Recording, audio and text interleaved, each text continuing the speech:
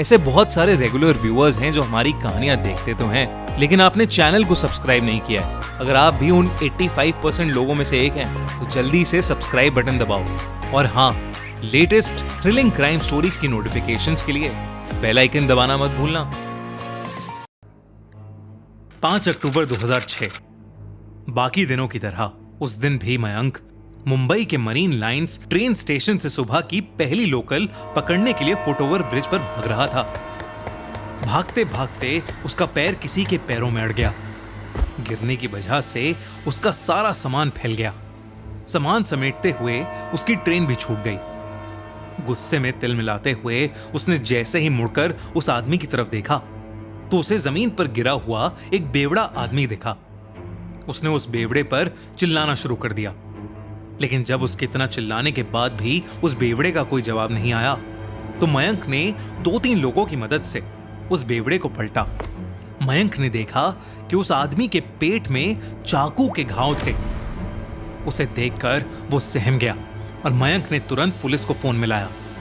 उस एरिया में काफी शोर मच गया और उस आदमी की बॉडी के आसपास भीड़ भी इकट्ठा हो गई। पुलिस ने आकर एरिया को खाली किया और उस बॉडी को वहां से ले गई।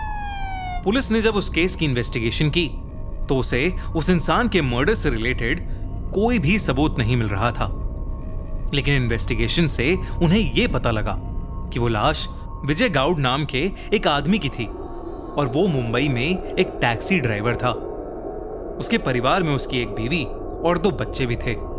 उसकी बॉडी जिस हाल में थी उसे देखकर पुलिस को यकीन हो गया था ये काम किसी बहुत ही भयानक किलर ने किया है। 14 दिसंबर 2006 पुलिस को चर्च गेट स्टेशन के बाहर एक और लाश मिली। इस लाश का भी खून चाकू मारकर किया गया था और वो बॉडी भी उसी तरह दिख रही थी जिस तरह विजय को मारा गया था। पोस्टमार्टम रिपोर्ट से यह भी सामने निकल कर आया कि उन दोनों की बॉडीज को सेक्सुअल और फिजिकल टॉर्चर भी किया गया था। चौंका देने वाली बात यह थी कि उन दोनों लोगों की बॉडीज बिल्कुल सेम हालत में थी और दोनों ही बॉडीज के ठीक साइड में एक बियर का कैन भी पड़ा मिला था। पुलिस को पहले तो लगा कि यह कोई इत्तेफाक होगा, लेकिन फिर अगले 2 महीनों तक पुलिस को मरीन ड्राइव और चर्च गेट स्टेशन में ही 7 और लोगों की लाशें मिली। वो भी ठीक उसी हालत में थी जिस हालत में विजय की लाश थी और उनके बगल में भी वही बियर का कैन था। पूरी पुलिस फोर्स के ऐसे ब्रूटल मर्डर्स देख के रोंगटे खड़े हो गए थे। ये पक्का हो चुका था कि सारे मर्डर्स के पीछे एक सीरियल किलर है। पुलिस उस खूनी को ढूंढने की पूरी कोशिश कर रही थी, पर उन्हें कोई भी सबूत नहीं मिल रहा था। अब मुंबई में एक साइको किलर खुलेआम घूम रहा था जो आदमियों को फिजिकली असॉल्ट करके उन्हें जान से मार रहा था। क्योंकि खून चर्च गेट और मरीन ड्राइव जैसे पॉश एरियाज में हो रहे थे, इसलिए पूरी साउथ मुंबई में अब उस सीरियल किलर का डर फैलता जा रहा था। जनवरी 2007 फिर से पुलिस को एक और डेड बॉडी मिली। ये लाश भी ठीक वैसी ही थी जैसे उन्हें मिलती आ रही थी, पर इस बार उस बॉडी के साथ पुलिस को एक हैंड रिटन नोट भी मिला जिसमें कुछ अजीब सी न्यूज़पेपर कटिंग्स थी और छोटे अक्षरों में लिखा था, वेलकम टू द क्लैन। वो मैसेज पढ़कर ऐसा लग रहा था कि जैसे कोई साइको किलर अपनी इन किलिंग्स को सेलिब्रेट कर रहा हो। इस लेटर के मिलते ही केस ने एक नई आग पकड़ ली। जहां मीडिया ने इस खूनी को काले जादू से जोड़ दिया, वहीं पुलिस को अब डर था कि किलर के लिए अब ये एक चोर पुलिस का खेल बन गया है और वो अब इस खेल में किसी भी हद तक जा सकता था। पागलों की तरह उस खूनी को ढूंढने के बाद भी पुलिस को कोई स्ट्रॉन्ग एविडेंस नहीं मिल रहा था। साथ ही साथ उस खूनी के बारे में मीडिया वाले रोज एक नई अफवाह फैला रहे थे। मीडिया ने उस खूनी को बियर मैन का नाम दे दिया था और पुलिस के पास क्लूज के नाम पर सिर्फ वो हैंड रिटन नोट था।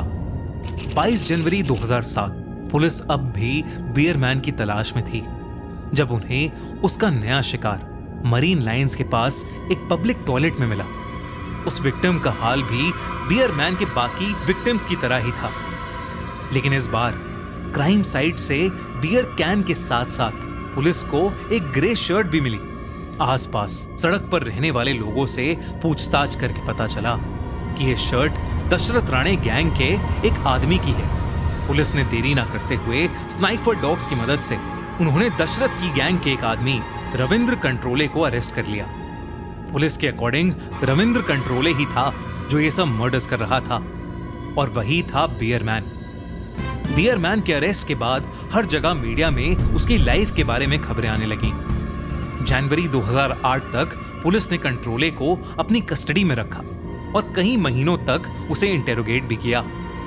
साथ ही साथ उसके कई साइकोलॉजिकल टेस्ट्स भी करवाए। आखिरकार जब कोर्ट में उसका केस प्रेजेंट हुआ तो कोर्ट ने उस पर लगाए मर्डर चार्जेस एक्सेप्ट कर लिए, क्योंकि सारे साइकोलॉजिकल टेस्ट के हिसाब से वो गिल्टी था। और तो और आई विटनेसेस ने कंट्रोले को अलग अलग समय पर लाशों के पास सोते हुए भी देखा था। कंट्रोले को उम्र कैद की सजा सुनाई गई। सबको लगा कि बियरमैन की मौत का तांडव अब खत्म हो गया है, लेकिन कंट्रोले के अरेस्ट होने के बाद भी शहर में उसी तरीके से एक और मर्डर हुआ। पुलिस चौंक उठी और फिर 4 और मर्डर हुए। पुलिस को अब कुछ समझ नहीं आ रहा था कि यह सब कैसे हो रहा है। रविंद्र कंट्रोले जेल में है तो अब यह सब कौन कर रहा है? इसी मौके का फायदा उठाते हुए कंट्रोले के वकील ने केस को हाईकोर्ट में अपील कर दिया। जब कंट्रोले का केस वापस शुरू हुआ तो कोर्ट ने पुलिस के एविडेंस को एक्सेप्ट करने से मना कर दिया। उनके हिसाब से पुलिस के नार्को टेस्ट्स कोर्ट में एडमिसिबल नहीं थे और पुलिस की थ्योरीज में काफी गैप्स थे। कोर्ट ने रविंद्र को रिहा कर दिया और बियरमैन का केस बंद हो गया। इसके बाद मुंबई शहर में ऐसा कोई भी मर्डर नहीं हुआ जो इस केस से मेल खाता हो, लेकिन पुलिस वाले आज तक यही मानते हैं कि रविंद्र कंट्रोले ही बियरमैन था और उसी ने सारे मासूम लोगों की जान ली है। लेकिन कंट्रोले के हिसाब से पुलिस ने उसको उसके गैंगस्टर बैकग्राउंड की वजह से अरेस्ट किया और उसे बलि का बकरा बना दिया। कंट्रोले के मुताबिक वो काफी टाइम पहले ही गैंगस्टर वाले सारे काम छोड़ चुका था और पुलिस का इन्फॉर्मर बन चुका था।